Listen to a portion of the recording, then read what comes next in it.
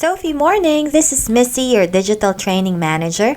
At para sa ating unang episode ng Business as Usual in the New Normal webinar, bibigyan namin kayo ng mga tips kung paano kayo pwedeng magbenta para may pagpatuloy ang inyong Sophie business ngayong pandemic. Isa sa mga layunin ng training na ito ay hikayatin kayong tangkilikin ng online selling at gabayan kayo upang maging komportable sa ganitong paraan ng pagbebenta.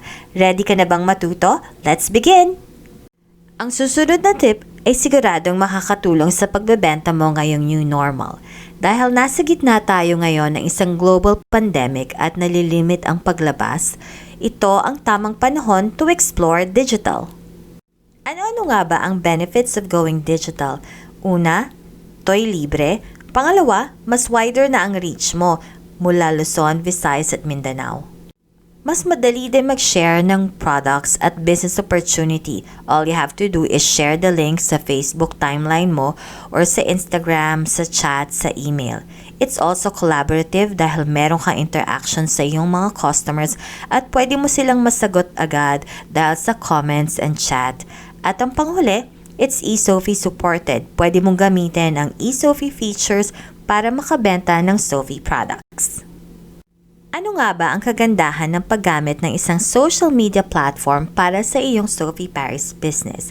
As you all know, tayo mga Pilipino ay ang top social media users sa mundo at tayo rin ang may pinakamahabang oras na nakababad sa social media. Kaya kung maghahanap ka ng customers ngayong pandemic, for sure, makakahanap ka online. Ang Facebook ang pinaka-popular na social media platform dito sa Pilipinas at ito ay isang magandang tool para makakonect sa iyong customers at makahanap pa ng bagong customers. Sa pamamagitan ng pagkakaroon ng Facebook account para sa iyong Sophie business, pwede kang makapag-establish ng iyong online presence para ma-promote ang iyong business at makapagbenta ng Sophie products at makipag-interact at ma-engage ang iyong mga customers. Pwede kang gumawa ng dedicated Sophie Paris Facebook account to establish an online presence.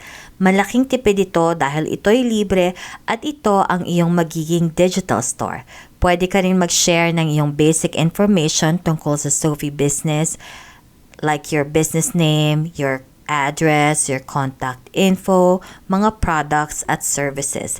At dito rin sa Facebook account mo, pwede kang mag-post ng pictures at videos from your business at pwede ka rin makipag-chat sa mga existing at potential customers.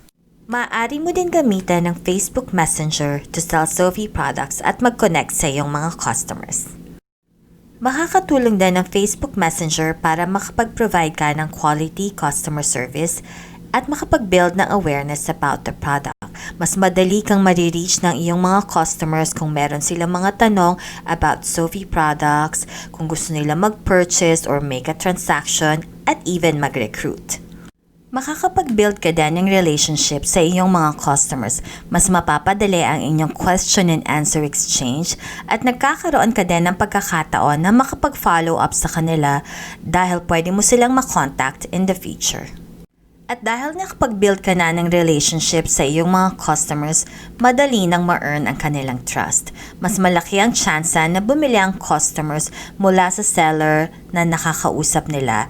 Pwede ka na rin manghingi ng referrals at ma-encourage sila na mag-repeat purchase.